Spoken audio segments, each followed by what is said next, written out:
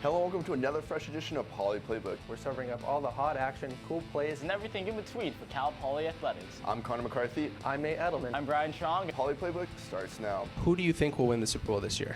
I think the Patriots are going to win. Hi, I'm Joe Schutz, and I'm here at Spanos Stadium. I'm Megan Healy here at Staples Center. Myself will be taking on Sierra Highland, the best pitcher in Big West softball history. Let's see how this goes. Tune in every week to Poly Playbook, right here on Mustang News. Hello and welcome to another fresh edition of Poly Playbook. We're serving up all the hot action, cool plays, and everything in between for Cal Poly Athletics. I'm Brian Truong, and Poly Playbook starts now. The Cal Poly baseball team is on a 3-game winning streak after sweeping blue-green rival UC Santa Barbara last weekend. Over the weekend, the Mustangs won 11-2, 7-4, and 9-2. On Friday, pitcher Eric Ullman allowed only 5 hits in 8+ innings, while the Mustangs erupted for 15 hits.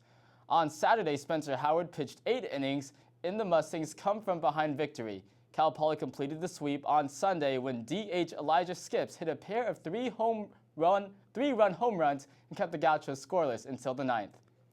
The Cal Poly baseball team will take on UC Riverside this upcoming weekend. To preview this series, we went out and caught up with the team for their thoughts on the matchup and the season. The Cal Poly baseball team swept the UCSB Gauchos last weekend for the second season in a row, winning their 6th conference matchup of the season. Coach Larry Lee says that the Mustangs played their best baseball of the season. Difficult place to play, Santa Barbara, and all facets of the game were clicking. Catcher Nick Meyer went 6 of 12 batting in the series. Meyer was selected to play on the USA Baseball Collegiate National Team Monday morning. This season, Meyer has a .259 batting average, 6 doubles, a pair of triples, and 1 home run. Defensively, Meyer has thrown out 16 base runners trying to steal. There's no difference of the competition I'm going to be facing. Obviously, it's going to be some power arms. There's going to be a little bit more velocity and better stuff overall, but I'm definitely going to have confidence. You have to when you play. So, Meyer is the man the Mustangs want with the bat in his hands when it comes down to crunch time. Here's what he has to say about his walk-off last weekend against CSUN. Sometimes when you come up in like a walk-off situation, you got to think of what they're trying to do to you. They're not going to give you a good pitch to hit early on in the count for the fact that they know you're going to be swinging. So, catcher Nick Meyer. I knew I was going to get a slider early on in the count, and he actually got down the count 2-0. So, kind of knew I was going to get something good to hit. So, he actually threw a changeup, and it kind of fooled me, to be honest. And I was just able to keep my hands back a little bit and hit the ball on the left. So, it worked out. The Mustangs play Riverside this weekend. Cal Poly softball advanced to the championship round in the NISC after winning the Region 1 title. They played Lamar, Weber State, and Liberty this past weekend. Senior right-hander Sierra Highland started Sunday's championship round opener against Lamar University. Cal Poly fought hard but ended up losing the game 6-8. Monday's game against Weber State was a whole new ball game. Highland pitched a perfect game, leading the Mustangs to a 9-0 win. With high hopes, Cal Poly played their second game against Liberty and kept the team scoreless for a few innings. Unfortunately, Liberty hit a home run on the 7th, eliminating Cal Poly from the NISC with the final score of 3-0. The Cal Poly softball team ended their season 38-21.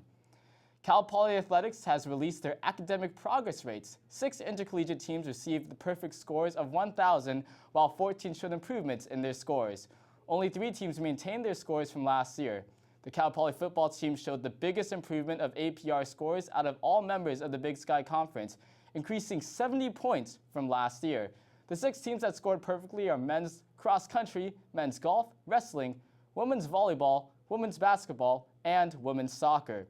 The academic progress points that former athletes received after finishing their degree go back to the team they used to play for when they went to Cal Poly. And 7 Cal Poly track and field athletes advanced to the NCAA Preliminary Championships hosted by Texas from May 25th to 27. Peyton Bilo, Swarnger Boyle, Garrett Migliozzi, Arnie Samble, Allison Scranton, and Ted Scranton will be competing at the championships. The meet at Meyer Stadium features runners ranked in the top 48 of the West. The top 12 finishers from each meet will advance to the national championships in Oregon from June 7th to 10th. The athletes for the Mustangs will compete in the javelin, the 5,000 meters discus, triple jump, shot put, and the 10,000 meter competitions. And that's all we have for Poly Playbook Sports Action this show. You can follow us on Snapchat, Twitter, and Facebook, or you can log on to mustangnews.net for continuous Cal Poly sports coverage. I'm Brian Truong, and have a great rest of your week.